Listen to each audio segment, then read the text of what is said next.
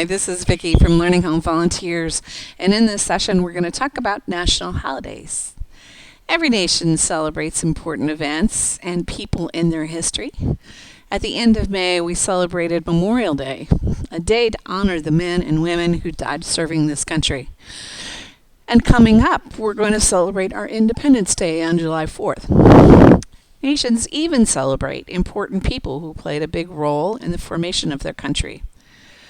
Now, for children, they see this as a holiday, which of course it is, a time to decorate for the event, share food around the holiday, and participate in games, music, and the company of neighbors, friends, family, and maybe if they stay up long enough, they'll maybe even get to see some fireworks. We thought we could share the preparation and fun in a learning session. We're going to make wind catchers out of paper plates. There are two sides to the paper plate, one that has absolutely no markings on it, and the other one has a spiral drawn on it. You want to start by painting the side without the spiral drawn on it. We chose red, but you could choose whatever color your child wants to use. We've included all of the different colors of paint that we have, or they can do a different design completely, not even using paint. Once ever the decoration is finished, if you painted it, let it dry, and then come back to our project on the next day. Next, once everything is dried and ready to go, you want to cut along the spiral. You can see in this picture how the plate actually separates along the big swirl. And to catch the wind, you're going to attach a string to the top of it to the innermost section of the swirl and hang it outside. You should have enough materials to make two of these, so maybe two different designs. This is activity number 2, count the stars, and we thought a fine motor and counting and sorting activity would be fun. First, have your child put the stars on the paper, which looks something like this in your box. They can put the stars wherever they want, except in the little boxes on the bottom of the paper. When they're finished, you should have something that looks like this, but with a lot more stars. The next part, you will want to use your dual side markers, your counters. Have the child count and then cover the stars.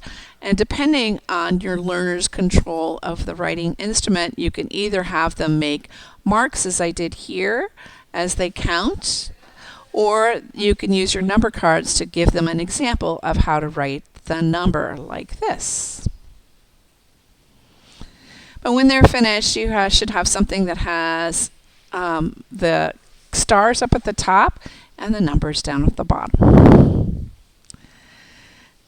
This is activity number 3, making a pinwheel. This activity contains a choking hazard. The pony beads used to affix the wheel to the straw are actually a choking hazard. If you have small children, please be careful. Your pinwheel kit contains 4 pony beads. Those are the choking hazards. In your box, you're going to find a piece of paper, actually 2 that are already pre-folded and punched and marked. You'll also find 2 straws, 2 pipe cleaners, and 4 pony beads. They're enough to make, as I said, 2 pinwheels. So let's take a look at the paper really carefully. You could see that there are 4 crease lines here, and the paper has 5 holes, 4 on the outside and 1 in the middle. And on the paper, on those crease lines, you'll see very faintly these little lines that are marked to show us where to stop cutting. So using your scissors, we want to follow the crease and cut until you reach that line. There are 4 lines, 4 creases, so that means you'd make 4 different cuts. I've rotated the picture from our previous slide so that we have a hole at the bottom, and the blue line now represents one of the cuts that you made. Now that all the cuts are made, we're going to use the hole to help us align with the hole in the middle. So you want to fold it up until the hole on the outside matches with the hole on the inside, and then glue it in place. And then you'll repeat that for all four corners. And you can see in the green one, that's what it looks like when it's done. Let's work on the straw next. You want to take a pipe cleaner and wrap it around the tip of the straw and leave the tip on the top.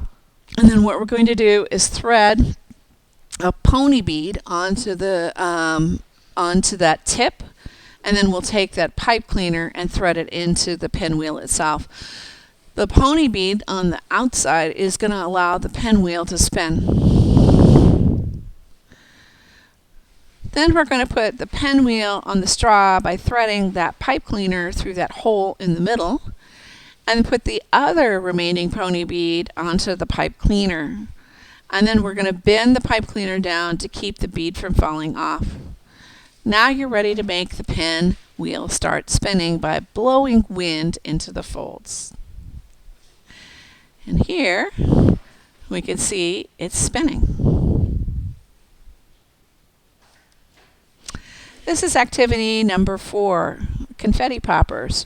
Poppers were my child's favorite thing for the New Year's. They wanted to join in and make some noise and make their own fireworks.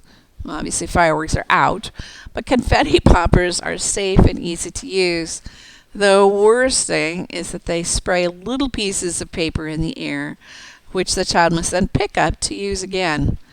I was astonished at how many times they were willing to pick up the paper to play with it again.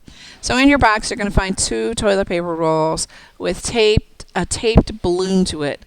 Also in the box are strips of paper to decorate their poppers. They can use these. They can cover them with a piece of white paper that they've decorated. They can leave it undecorated.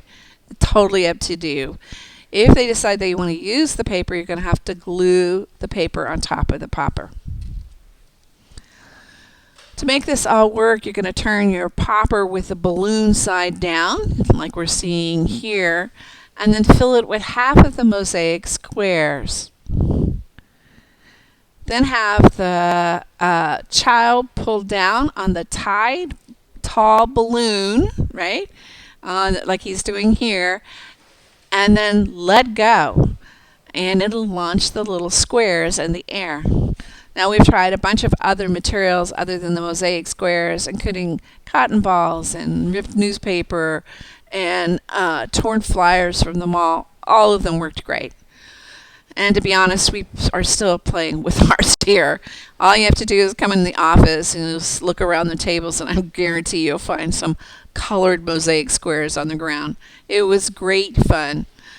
Well, that covers our first 4 activities for this session. Listen to session number 2 for our food portion for Nation Celebrates.